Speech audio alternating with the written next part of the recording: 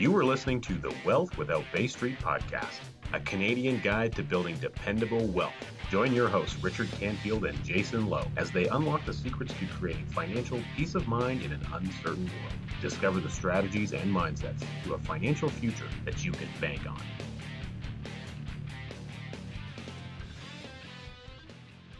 We've created a community for high-earning business professionals and entrepreneurs who want to learn how to make more passive income without Wall Street or Bay Street. Now, if that's you or someone you know, come and join us. Head over right now to wealthwithoutbaystreet.com/community. Okay. Happy Friday. Happy Friday to everybody on the YouTubes, the Facebooks, what other platforms would they be on? The Insta, whatchamahoots, The Instagrammies. the Instagrammies.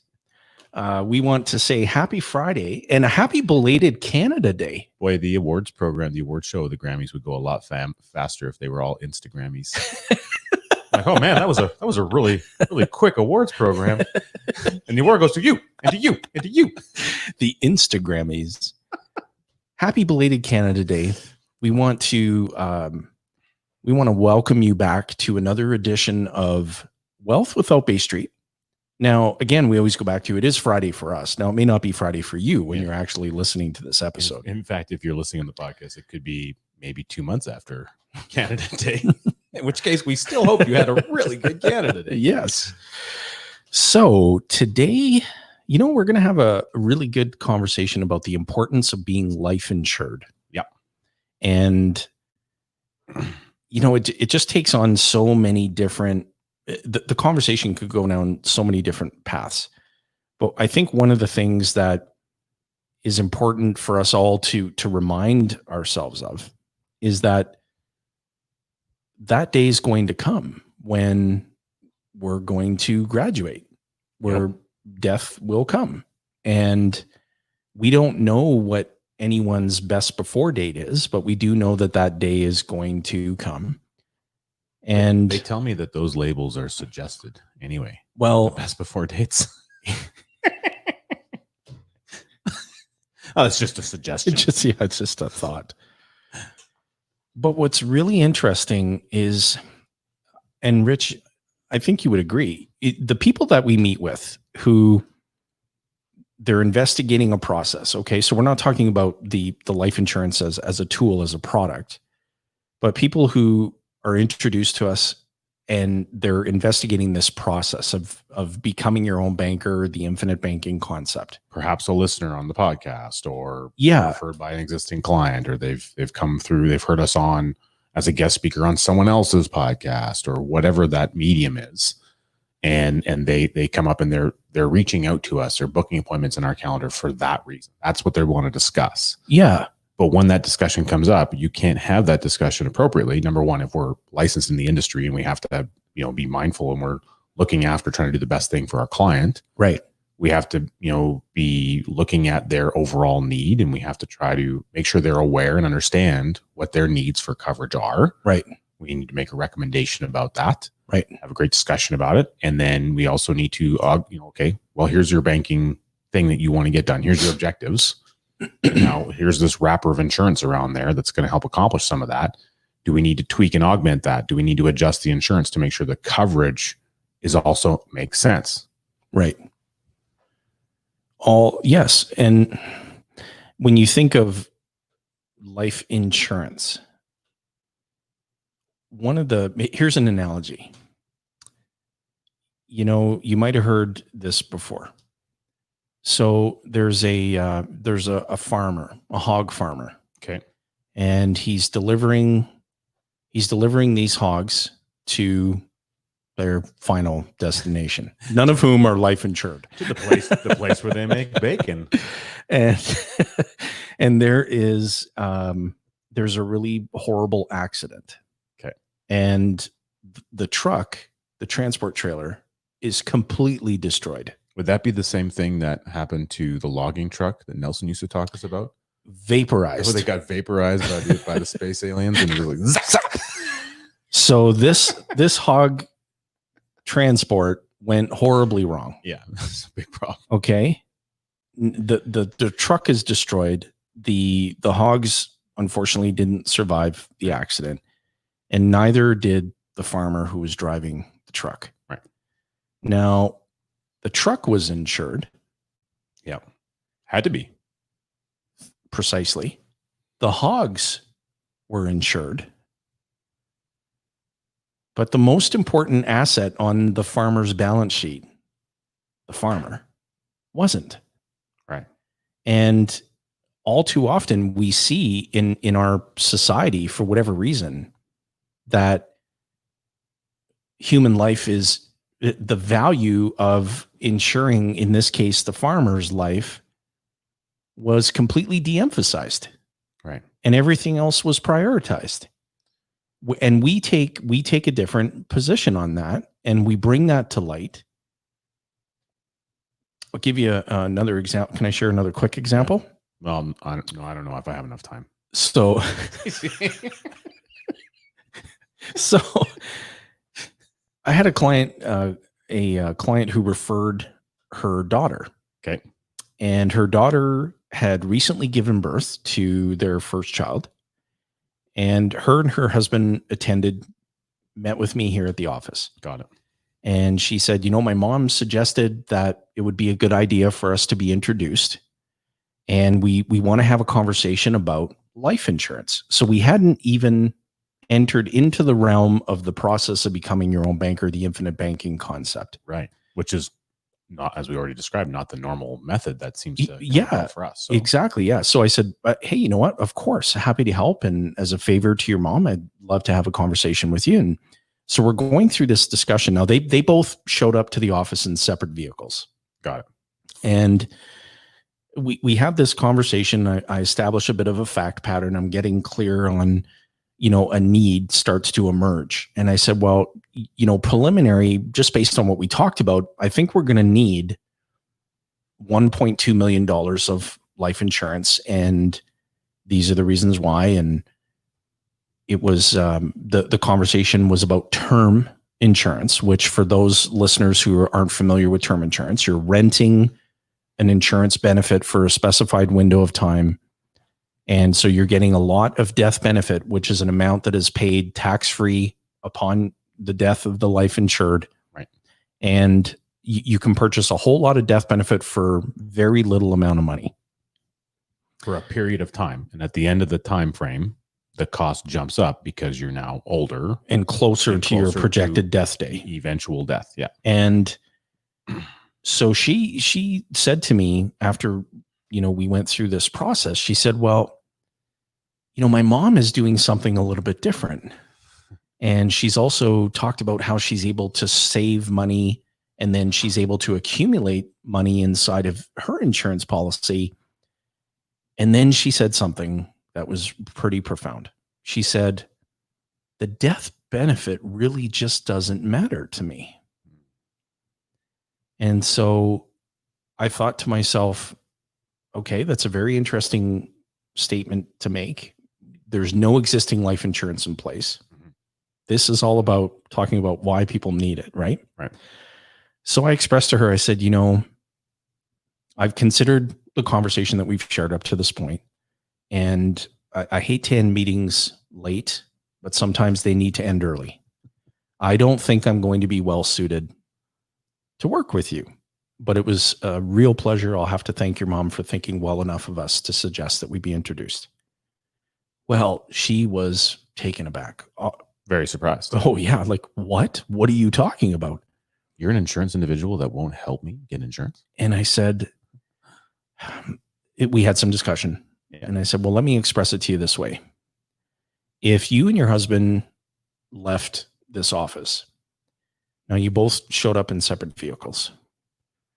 Now you leave, he leaves, he is involved in a fatal accident. He's T-boned by a drunk driver at the intersection right outside the office. Who happened to be hauling hogs. Right. Same time. And I leaned in and I asked, I said, if I was your attorney, would you prefer that I sue for nothing or for $1.2 million? And something clicked. She said, I understand.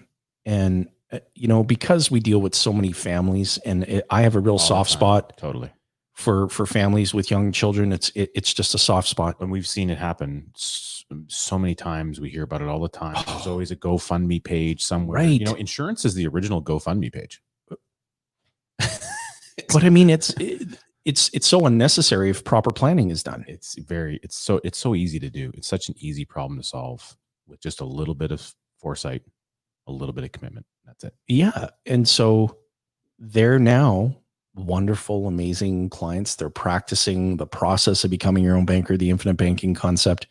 They are properly life insured so that they can sleep easier at night, knowing that, heaven forbid, if the unthinkable happened, there's a big tax-free windfall that's going to show up when it's needed the most. That's the beauty among many of what we get to do. We get to guarantee dollars for pennies. Yep. Dollars for pennies a piece. My goodness.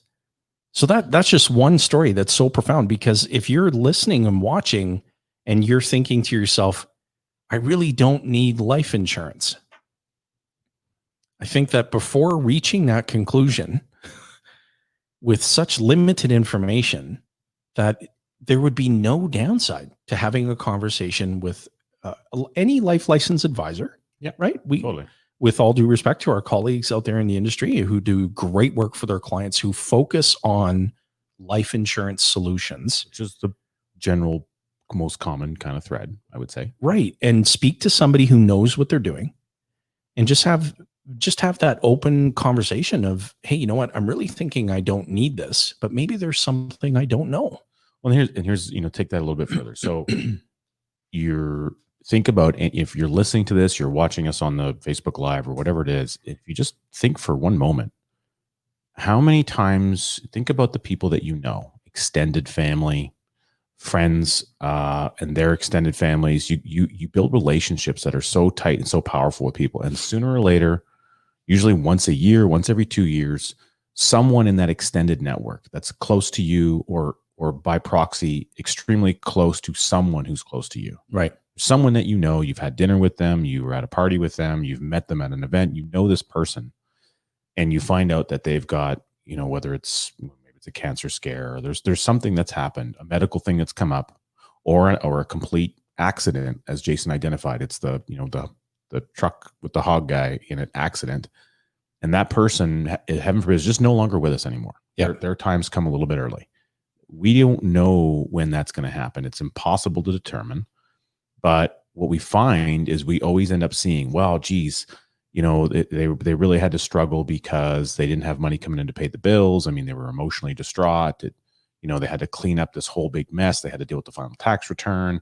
They had to plan the final, the funeral arrangements, all those things. That they're heavily emotionally laden things. They happen in a very short period of time. Yep. It's a huge amount of chaos, a ton of pressure on any human being or group of human beings that are dealing with it. You can't get around that. The emotional impact is just, it's palpable, it's profound. And so one thing that can come in and it can take the pressure off, it can ease that pressure dramatically. And we've seen that happen many times, is when the insurance company shows up with a check and says, hey, here's your $500,000, here's your $1 million. We can't replace your loved one. Yeah. But we can at least solve some of the financial problems that come up because that loved one isn't here anymore. Absolutely. And we've had to deliver death benefit, and we take that duty of care very seriously. Yeah. And we haven't had a single family yet say, we wish the check was for less than what you've showed up with. Right. It's money that shows up when it's needed the most. You share none of it with Revenue Canada. Mm-hmm. And the family can take the time to grieve, to to take advantage of bereavement counseling, all that stuff. Yeah, all of those. Often that's included as kind of a part of the benefit. Part of the benefit. Yeah. And another piece there, Richard, is that, think about this. Do you know someone or some people that you would die for? Yep. And do you know someone or some people that would die for you? I certainly think so. And we if we were standing in front of a live audience and we asked the audience, show of hands, how many of you know someone personally, extended family, etc., colleagues, who's been impacted by cancer? Yeah, pretty much every hand. Pretty much every hand in the room goes up. And so there's, coverage for critical illness events like cancer. Right. Super important to have that. It's not a benefit that's paid as a result of death. It's a benefit that's paid so that a person can take the time to recover and not have to stress about all things financial while they're trying to get well. Right. Because they're often not working. They're not able to continue earning an income. Yeah. Bills still need to be paid, etc. Now, the reason that I'm diving into these things just a little bit is because you can attest to this. We'll get the question asked. It'll come out of the blue from a client that we've had for years. And they'll say something to the effect of, hey, I'm thinking about critical illness insurance. Is that something that you guys do? So yeah, I remember we talked about that 5 years ago. Yeah. It seems to come up a couple of times a year, but yeah, we do that still. We sure do. And so in our business, we provide all forms of living benefits, and life insurance solutions, estate planning through the use of life insurance, wealth transfer through the use of life insurance, corporate estate transfers, preferred retirement solutions, the process of becoming your own banker, the infinite banking concept, covering a loved one, especially if you have history of critical illness in your family. I dealt with a gentleman here recently. His mom has survived colon cancer. Excellent. And he is in his mid-30s. And he had already applied for a life insurance contract, right? Was approved. And then when I was introduced to his mom, I went back to him and said, we got to get critical illness. And he's, 36 years young, thinking, hey, I'm still in the immortal phase of my life. But he understood the rationale. He understood why. And he's a very bright, brilliant guy. The insurance company puts a heavy weighting on, for the listeners, on family history circumstances. Yeah. And often certain types of cancers and so forth, they're considered in the hereditary, or the probability that they can occur within the bloodline is generally very high. And so they have to assess that, and they will assess a living benefit type of plan, like a critical illness, right, differently than they will a life insurance. Totally. It's actually, generally speaking, it's often easier to get life insurance than it is to get many of the other types of insurance that are out there. Well, when you have a 1 in 3 probability of experiencing a critical illness over the course of your lifetime, that's something that you may want to look into. Consider, yeah. Well, and so I want to talk again too about the, just going back to the death benefit, because we started on the death benefit. And so I had a conversation recently with an individual, and, great conversation. But again, when we're talking about becoming your own banker, our focus is, and we'll even ask the question, hey, what do you think about more about today, Jayson? Cash or death benefit? Cash. And that's the same response we get from everyone. And so our focus is on that, but we can get over focused on it. Right. And there's some reasons around that, because first off, a lot of people just aren't comfortable with the topic of conversation around death benefit and death, et cetera. So, it can be a little uncomfortable for some people. You're talking about your own mortality, right? Well, it's because of that psychological reason. I think it's something that just isn't discussed enough, and our brain kind of puts up an immediate roadblock when the conversation goes that direction. Right? That's my belief, and I could be wrong there. And maybe there's a psychologist listening who can chime in on us.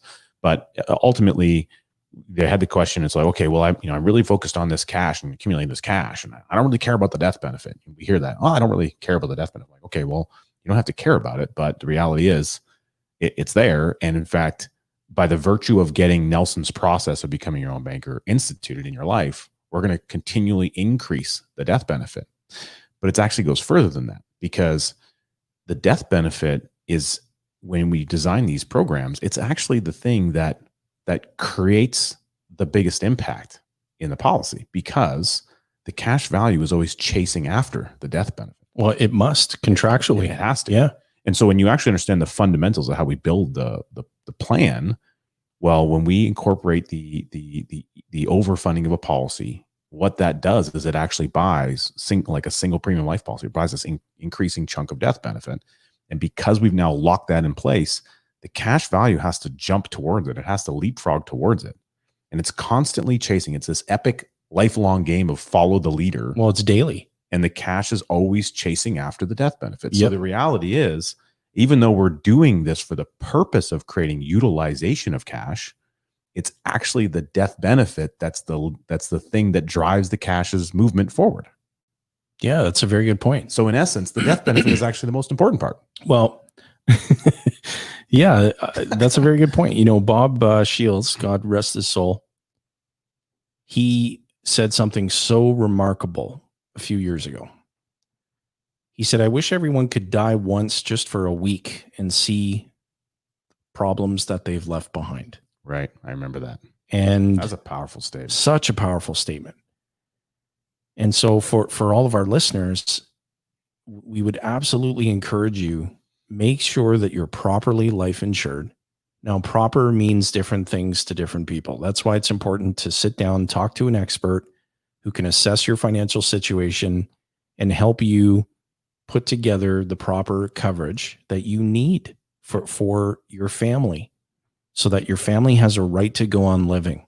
And so many people are unfamiliar with, in our country, we have something called the deemed disposition rule. Mm-hmm. Now, talk to Uncle Google and look that up. But basically, the essence of it is, good old Uncle Google, is that you're deemed to have disposed of all of your capital property at fair market value at the moment of your death. Yep. Now, the sale of all your capital property obviously didn't occur at the moment of your death, but the disposition has to be taken into account when somebody's looking at your final tax return and preparing and valuing your estate and going through that whole process. Tax-free windfall of money comes in really handy when there are problems with price tags on them that are attached to your final tax return. Mm-hmm. The money has to come from somewhere to pay that bill. And Revenue Canada accepts no substitute for cash. They're not going to take shingles or doors or business equipment or rental property or. So for all the business owners listening, yep, you've spent your whole lifetime converting money into property, into technology, into human resources. The only way to turn that stuff back into money is liquidation. Right. Which usually means you're selling everything off at a discount. So everything you spent a lifetime building basically gets, decimated the day that you walk off planet Earth. Because that doesn't just happen. It's completely avoidable. It's avoidable. And, we have real estate investors listening, and they say they see the estate sales, and well, usually that's the, people are sniffing out for the deal. Right. Oh, that must be a deal to be had there. Right. Well, the reason those are deals is because someone's emotionally distraught and they're trying to get rid of this thing that they don't need, whether it's a piece of property or whatever, and they end up selling it off at a discount than what they actually could have got for it had they had money in hand to be able to move through that, that emotional phase properly. And they weren't in a position where they had to get rid of it right away and liquidate to raise the funds necessary to solve all those problems. Life insurance is a wonderful tool, not only for the living benefit, but for the death benefit as well. And, it's an important subject, and I'm glad that we were able to chat and talk a little bit about it. I mean, we can really go in depth on these topics, and, and we will in future episodes, but let's take a moment and do the pregnant pause. Let's do that right now. Okay. That's the pregnant pause. Okay. And now let's do the big sell. The big sell. We still have to do that. Audio thing. The big sell. We say it every Friday. We haven't got around to it. If you haven't already, we would wholeheartedly encourage you to get your hands on a copy of R. Nelson Nash's best-selling book. Sold over 400,000 copies for a reason. Which is crazy for a self-published book. Unbelievable. Massive feat. Get your hands on a copy of that book. You'd be glad you did. Happy Friday, or whatever day it is that you're listening to this. And we appreciate you listening, and we appreciate you being on the Facebook page and being on the YouTube channel and stuff. And thanks so much. And hopefully you got value out of this topic. and the many more to come. Have yourself an incredible rest of your day. Thanks for listening to the Wealth Without Bay Street podcast, where your wealth matters. Be sure to check out our social media channels for more great content. Hit subscribe on your favorite podcast player and be sure to rate the show. We definitely appreciate it. And don't forget to share this episode with someone you care about. Join us on the next episode where we continue to uncover the financial tools, strategies, and the mindsets that maximize your wealth.